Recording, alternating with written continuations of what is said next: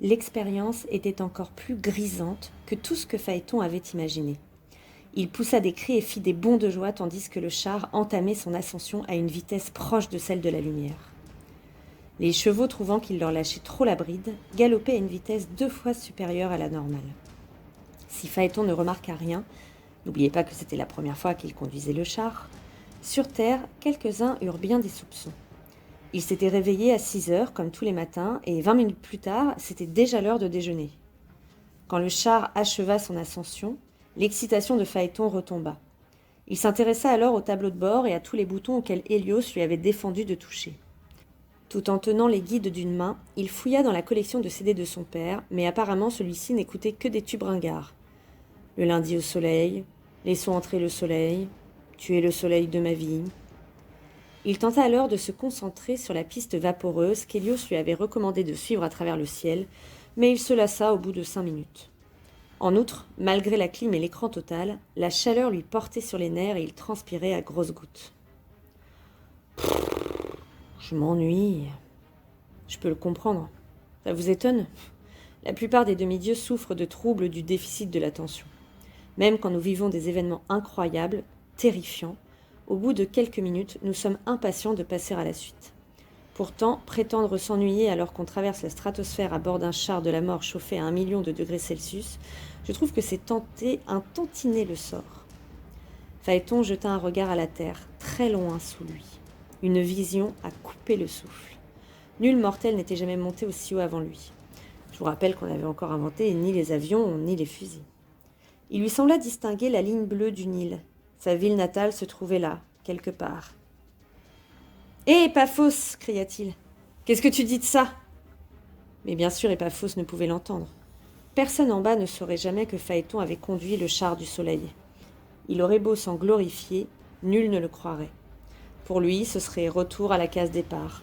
On le rejetterait, on se moquerait de lui et il vivrait le reste de son existence dans un cocon étouffant avec casque rembourré et gilet de sauvetage.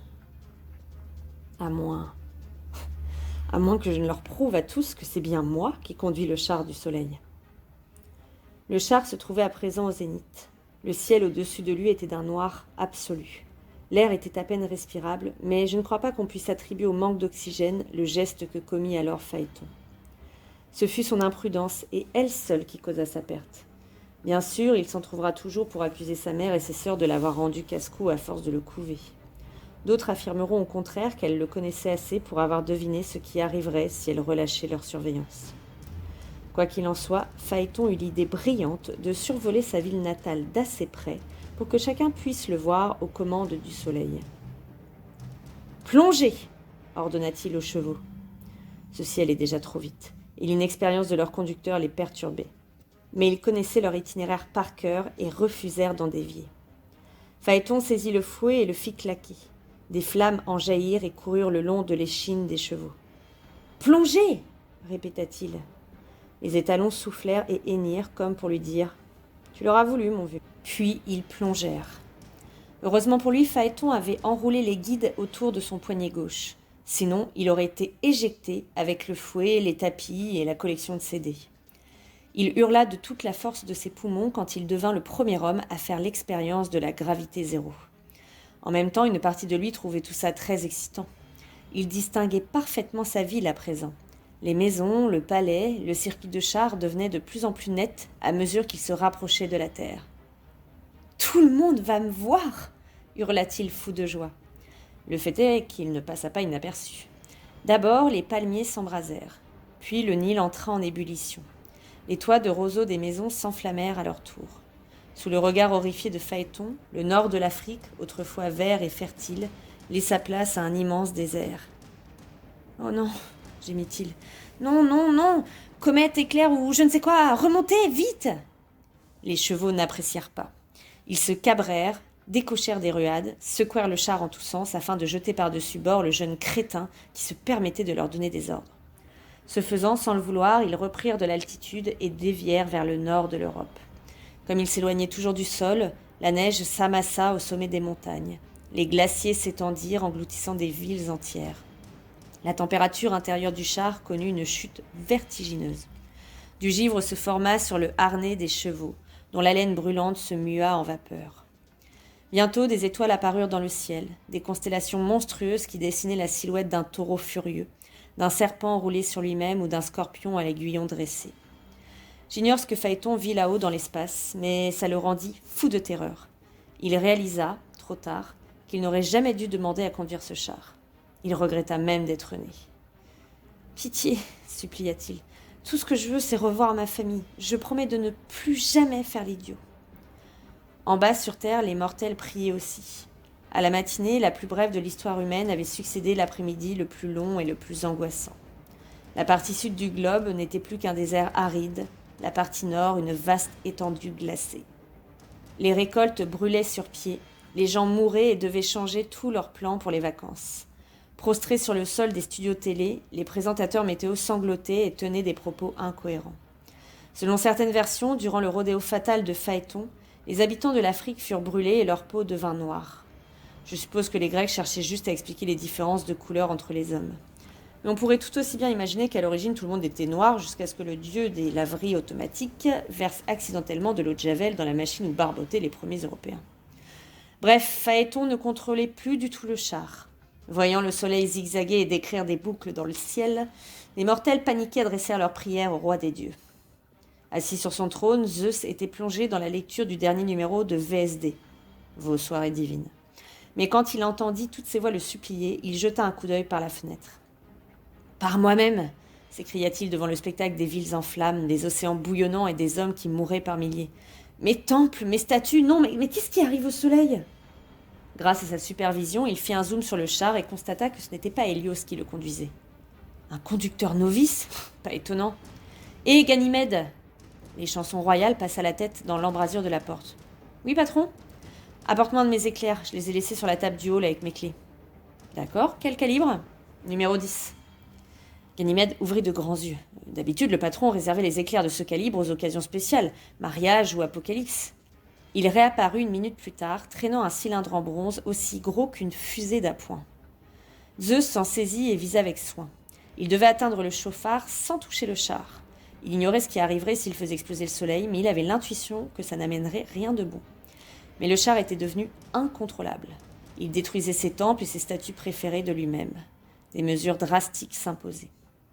Vous voulez savoir quelle fut la dernière pensée de Phaéton juste avant d'être foudroyé ? Je pense qu'au fond de lui, il était soulagé. Il avait mis sa famille et l'humanité entière en danger. Les meilleures choses ont une fin, même les tours gratuits sur les montagnes russes de la mort qui tue avec méga poussée d'adrénaline garantie. Un éclair aveuglant et ce fut terminé. Éjecté du char, le corps de Phaéton traversa le ciel dans une traînée de feu, telle une comète, puis retomba sur terre. Enfin débarrassés de ce boulet, brasiers, aubes, feu et flammes ramenèrent le char du soleil à leur écurie, espérant une ration de carottes flambées et d'avoine grillée en récompense. Le jour où le soleil devint fou marqua le début d'une nouvelle ère. Les dieux se réunirent en urgence et dictèrent de nouvelles règles de sécurité pour la circulation des chars.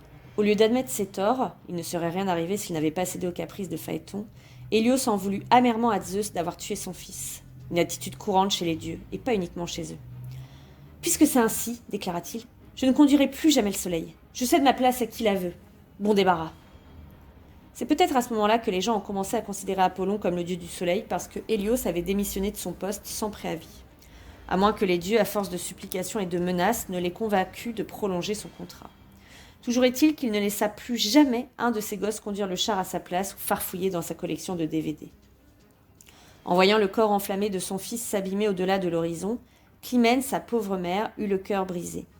Ses sœurs, les Héliades, jurèrent quant à elles de ne prendre aucun repos tant qu'elles n'auraient pas retrouvé la dépouille de leur frère. Au terme d'un voyage de plusieurs mois, elles atteignirent la dernière demeure de Phaéton, dans les marécages du delta du Pô, au nord de l'Italie. Nul ne sait comment, mais l'éclair de Zeus avait transformé le jeune demi-dieu en une source d'énergie inépuisable. Son corps, coincé au fond d'un lac, continue à produire de la chaleur et de la fumée sans pour autant se désintégrer. Cette combustion lente réchauffait les eaux du lac et générait des bulles de gaz toxiques qui éclataient à la surface. Même les oiseaux qui survolaient la zone tombaient raides morts. Les Héliades restèrent longtemps sur la berge à pleurer leur frère, sans boire ni manger. Même s'il n'y avait aucun moyen de récupérer son corps, elles refusaient de le laisser. Impressionné par leur loyauté envers ce petit crétin, Zeus finit par les prendre en pitié. Vous demeurerez toujours à ses côtés, leur dit-il. Ainsi, vous perpétuerez le souvenir du jour où le soleil devint barjot. Les vêtements des jeunes filles devinrent aussi durs que de l'écorce. Leurs orteils s'allongèrent pour se transformer en racines. Leurs cheveux se dressèrent sur leur tête tels des branches. Leurs larmes se changèrent en une sève dorée, laquelle se solidifia en ambre. C'est pourquoi les Grecs appellent l'ambre pierre de lumière, parce qu'elle provient des larmes des filles du soleil. Aujourd'hui, personne ne peut dire où se trouve le lac en question. Peut-être a-t-il disparu dans la mer ou dans les marais. Mais environ un siècle après, un autre héros, Jason, remontait le Pô à bord de son bateau Largo quand une nuit il entendit les arbres pousser une plainte fantomatique qui rendit son équipage fou de terreur. Des vapeurs toxiques s'élevaient du fleuve et une étrange lueur dorée en éclairait le fond, à l'endroit où le corps de Phaéton continuait de se consumer. Maintenant, vous savez pourquoi Phaéton n'a jamais décroché son permis de conduire un char. Moralité, quiconque s'amuse à détruire la terre ne fait pas de vieux os. Ou bien, ne faites jamais de promesses stupides à vos enfants. Ou encore, si vous trouvez que votre mère vous couvre trop, dites-vous qu'elle a peut-être de bonnes raisons. Cette fois, vous l'avez eu, votre dénouement tragique, avec des millions de morts et des torrents de larmes. Content ? Tant mieux, parce qu'on ne va pas s'arrêter en si bonne voie. Rassurez-vous, les héros mâles ne sont pas seuls à pratiquer le carnage et la destruction à grande échelle. À présent, veuillez embarquer pour le royaume des Amazones, où vous ferez la connaissance d'une adorable tueuse répondant au doux nom d'Autréré. Voilà, c'était un nouvel épisode de Percy Jackson et les héros grecs. Et la question que je vous pose aujourd'hui, c'est que pensez-vous de l'interprétation que les anciens faisaient concernant à la fois les différents climats et la couleur de peau des êtres humains. Puisque vous l'avez compris, ils expliquent le désert du Sahara ou les montagnes glacées du nord de l'Europe par le fait que Phaéton s'est rapproché plus ou moins de la Terre. Et ils expliquent de la même façon la couleur de peau des êtres humains, en expliquant que, par exemple, les personnes de couleur noire le sont parce qu'elles auraient été brûlées par la proximité du soleil lorsque Phaéton ne maîtrisait plus le char. Qu'est-ce que vous pensez de ces explications ? Voilà, quel est votre avis sur la question ? Je vous laisse m'envoyer vos réponses via la messagerie Arsène de l'ENT et je vous dis à demain pour un nouvel épisode 2.